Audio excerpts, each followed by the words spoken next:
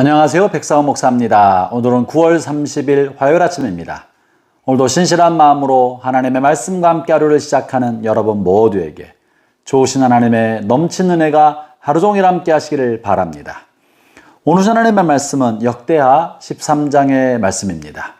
역대하서는 이스라엘의 다윗 왕조 중심으로, 다시 말하면 남왕국 유다와 이 다윗 왕조의 계보를 이어가는 이 남왕국 유다의 왕조의 역사를 중심으로 기술하고 있는데요. 오늘 본문은 아비야 왕이 북이스라엘, 여로보암을 이끄는 북이스라엘 왕과 큰 전쟁을 하고 있을 때 그가 어떻게 이 전쟁에 어떤 마음과 어떤 마음의 태도로 참전하여서 어떤 결과를 가져왔는지가 본문의 핵심적인 내용입니다.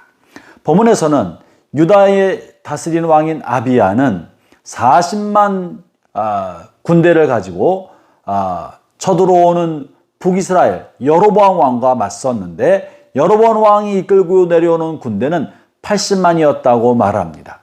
다시 말하면 2배나 많은 대적과 맞서서 싸워야 할 자리에 놓이게 되었던 것이죠. 그럴 때 이 아비야 왕은 어떻게 자기보다 2배나 많은 적군을 맞서서 싸울 수 있었으며 어떻게 승리를 거둘 수 있었겠습니까? 그가 가지고 있었던 가장 큰 무기는 하나님이 우리의 편이다라는 것이었습니다. 그리고 우리는 하나님의 말씀대로 하고 있다는 확신이었던 것입니다. 아비야 왕은 이 불붙은 확신을 가지고 자신들을 치러 내려왔던 북이스라엘 사람들에게 북이스라엘 사람들의 부당함과 불법성을 이야기합니다. 특별히 하나님께서 다윗 왕과 다윗의 왕조에게 이 나라를 맡기시겠다고 약속하셨고 우리는 그렇게 하나님의 약속대로 하고 있는 하나님의 군대며 우리는 또한 하나님의 율법 말씀을 가지고 있고 율법의 말씀대로 매번 하나님의 성전에서 하나님께 예배드리고 하나님께 예배하는 제사장도 하나님께서 하나님의 말씀을 따라 아론의 계열의 제사장과 레위 사람들로 이루어진 제사장 무리를 가지고 있다고 말합니다. 이 모든 것은 합법적인 왕과 합법적인 제사장을 가지고 있는 하나님의 뜻대로 살아가는 나라 백성, 나라 공동체라는 사실을 북이스라엘 사람들에게 알리는 것이죠. 그리고 북이스라엘 너희들은 하나님을 버리고 불법적인 그리고 율법에 따르지 않은 제사장들을 임의로 세웠고 너희들의 왕도 하나님께서 세운 왕이 아니고 불법적인 왕이 세워졌다는 이야기를 강변하고 있는 것입니다. 결국 이 말을 통해서 너희들이 지금 대적하는 이는 사람이 아니라 하나님과 하나님의 약속에 따라 살아가고 있는 하나님의 나라, 하나님의 군대라는 사실을 항변하는 것입니다. 이 모든 것은 아비야의 신앙 고백입니다. 우리가 하나님의 말씀대로 살아갈 때 하나님이 우리의 편 되신다는 불붙은 확신을 이렇게 표현하신 건데요. 오늘 본문 8절을 한번 제가 읽어보겠습니다.